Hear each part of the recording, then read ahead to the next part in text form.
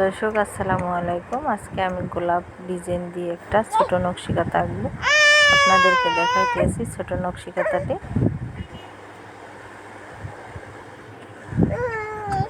আমি 3টে গোলাপ এঁকে নিয়েছি। 3টে গোলাপের পাতা পাপড়ি এগুলো দিয়ে নিছি, আপনারা দেখতেছেন।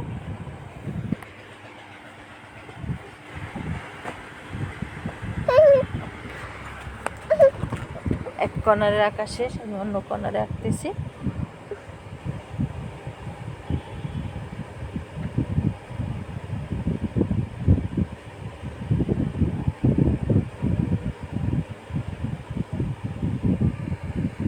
আমার এই কর্নারও প্রায় শেষ।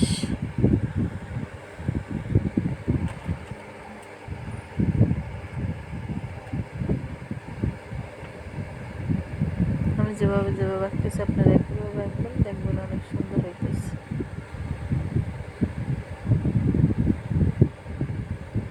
যদি ভালো লাগে তাহলে লাইক কমেন্ট শেয়ার করে পাশে থাকা বেল আইকনটি সাবস্ক্রাইব করেন। আল্লাহ হাফেজ।